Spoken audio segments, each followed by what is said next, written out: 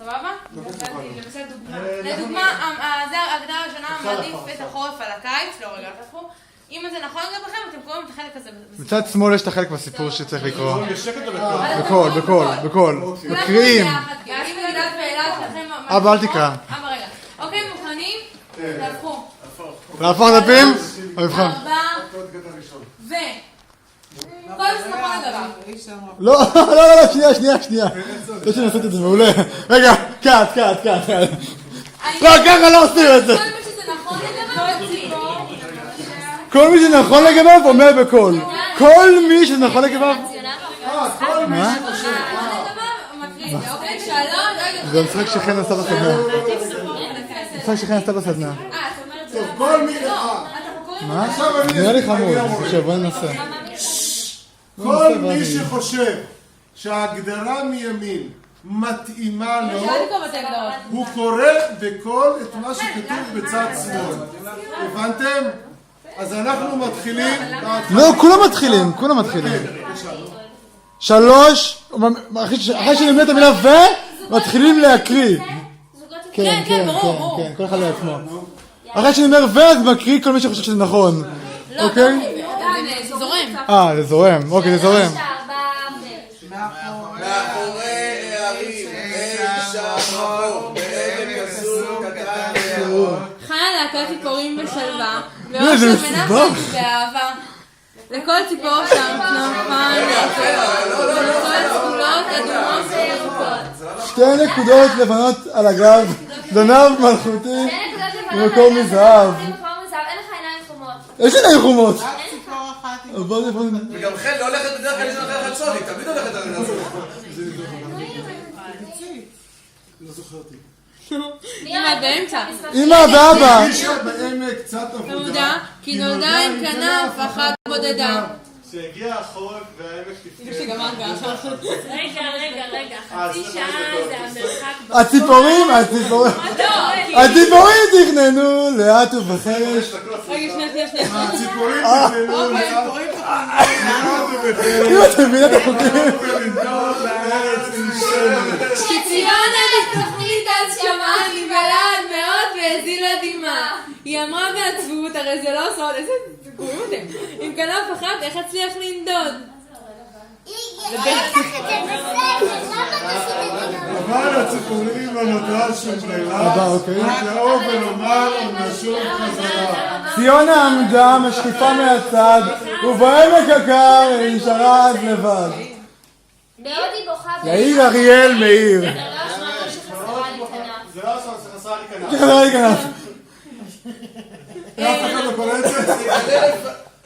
נגע לפניה שביל קסום שיוצא מן העמק הישר אל ההר. והנה על השביל הארוך הנסתר ציונה נתקלה במשהו מוזר.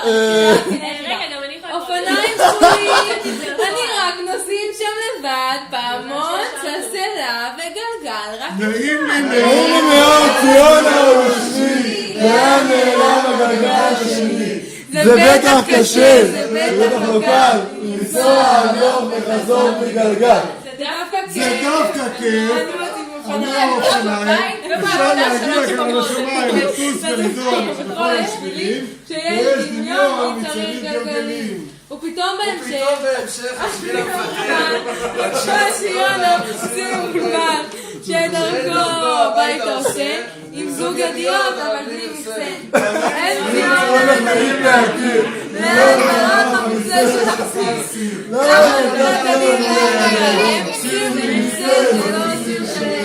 רק שתדעי ציונה קטנה, רק שתדעי ציונה קטנה. זו מתנה, הייתי רוצה תוציא רחני, להישאר בדיוק כפי שאני. ציונה נפרדה לשלום ולהסיר, ושלחה לנשיקה באוויר, שפתאום התגלה את הפקודות גלובי, משעון וישר ולא מפגים. אני ציונה ציפור בלי כנף, נראה לי שאתה שעון מזויף. אוקיי. לא דובר! באמת? ציונה קטנה, אפשר להגיב, שעון מזויף זה די מעניין. גם תשתפו אף אחד. אנשים פה לא נפתחים. אומנם אני קצת עייף ואיתי, אבל גם במחוגים אני אמיתי.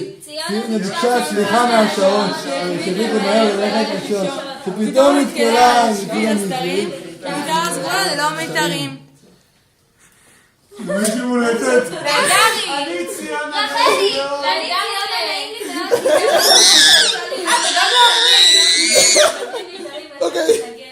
ציונה קטנה. זה לא מעליב, מה שצריך זה פשוט להקשיב. אם בליבך את מספיק אמונה, ודאי ששמעי, סתם אני הולך לרחוב. ציונה נוספה לקהל השלום, ולפתע גילתה כמו בחלום, למעלה בין העננים הגבוהים, קשת גדולה שאין הצבעים. אני ציונה, ציפור המומה. זה לא ייתכן. ממה תדהמה? קשת כמוך אי אפשר לדמיין. אין לך צבעים, זה לא ייאמן. ציונה קטנה, יש דברים חמורים. קשת מכל הצבעים. בואי נראה. ירוק ואדום, כחול וצהוב. ציונה קפצה זהירה ונרגשת, לאט ומושקת לעבר הקשת, והרגישה איך כמו בקסמים היא נשקפת כולה בצבעים החמים. ציונה המשיכה בדרך העולה ונפרדה לשלום מהקשת הגדולה. פתאום נעצרה אלעד. החליטה שהיא חוזרת הביתה. תתלב אותי, תתלב לי את היד. בדרך הרגישה שמיליון אחד. רן. סוף סוף כל אחד. תצלם לי את היד. זה בסדר. תצלם לי את היד. הכי חשוב זה שהיא מאושרת. מה שצריך זה בכלל לעבוד. שיהיו חמושים עיניים ודמיון. לעוף לשמיים גם מכנף. בסופו של דבר. עיניים בורקות, חברים חדשים. שעון מדקדק, גיטרה סגולה. קשת גדולה. ציונה חייכה וחיבקה את כולם, אפילו שלא נדדה לעולם. או אמא. מי מפריע לך? כשחזרו הציפורים מהארץ החמה, הם הביטו בציונה שעלו בשלומה. ידע בתוך הלב שהמסע שלה נצטרף כל הכבוד.